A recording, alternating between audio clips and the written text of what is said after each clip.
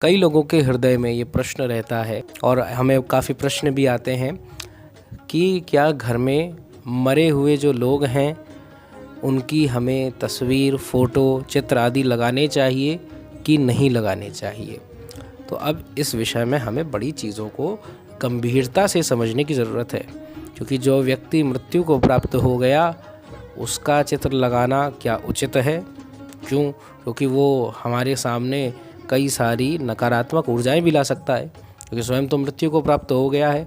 पर एक पक्ष ये भी होता है कि वो हमारे पूर्वज हैं, हमसे बड़े हैं, तो उनसे हमें कहीं ना कहीं कुछ सीखने को मिलता है, उनसे कुछ प्रेरणा भी होती है। तो अब अगर विचार की दृष्टि से कहें तो जो प्रश्न आया है उस आधार पे मैं कह रहा हूँ कि मरे हुए लोगों का तात्पर्य क्या है। अगर किसी ने अर्थी की फ़ोटो लगा ली, जैसे मान लीजिए किसी के पिताजी दादाजी की, भगवान ना करे परंतु अगर मृत्यु हो गई है, तो उसने उस अर्थी की फ़ोटो को खींचकर, चित्र को खींचकर अपने घर में लगा रखा है, तो इसकी आज्ञा नहीं है, ऐसा नहीं करना चाहिए। क्योंकि व्यक्ति की जो फ़ोटो या चित्र आदि खींचे जाएं वो जीवित अवस्था में ही हो, वही उत्तम है।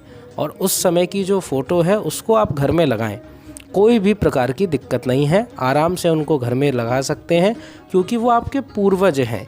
उनको आप देखेंगे तो आपके जितने बच्चे हैं उनको भी उनके गुणों को लेने की इच्छा आएगी।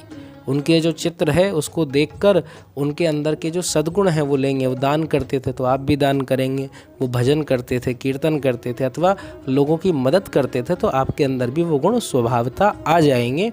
और दूसरी बात ये है, दूसरा लाभ है कि आपको अपनी वंश परंपरा का ज्ञान होगा। जब आप अपने पूर्वजों के चित्र देखेंगे कि अच्छा ये पूर्वज हमारे ऐसे दिखते थे, ऐसे थे।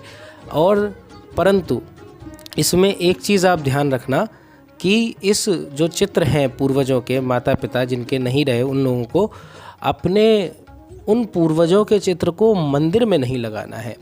जो पितरों के चित्र हैं उनका मंदिर में लगाने का निषेध करा गया है। पूजा घर में उनको नहीं लगाया जा सकता, क्योंकि पूजा घर में स्वयं परमात्मा भगवान स्थापित होते हैं और वहाँ एक विशेष प्रकार की ऊर्जा होती है, और आपके पितरों के अंदर भी एक विशिष्ट प्रकार की ऊर्जा है। तो दोनों ऊर्जाओं का मिलन सर्वथा अनुचित माना जाता है।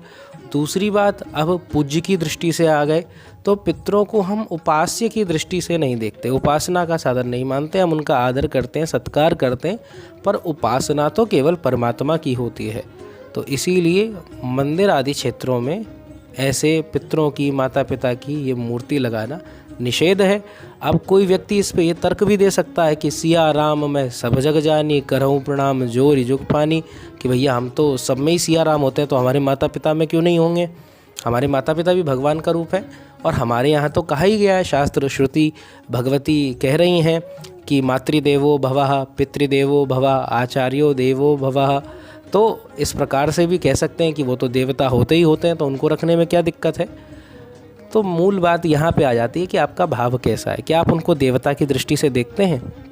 क्या आप उनमें परमात्मा का दर्शन करते हैं, या एक मौलिक संबंध ही मानते हैं? यदि मौलिक संबंध मानते हैं तो उनकी फ़ोटो को वहाँ मंदिर में स्थापित करना अनुचित है। अब आप इतने सामर्थ्यवान हैं कि उनके अंदर आपको देवता दिखाई दे रहे हैं, बहुत अच्छी बात है, उनको रखें।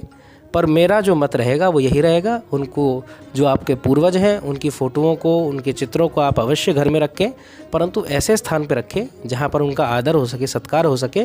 पूजा घर में रखने से बचें, क्योंकि हम सब वास्तविकता जानते हैं कि हमारी स्थिति वैसी नहीं है, और जब स्थिति ना हो तो फिर ऐसे अनुचित कार्यों को करना नहीं चाहिए। जय जय श्री राधे।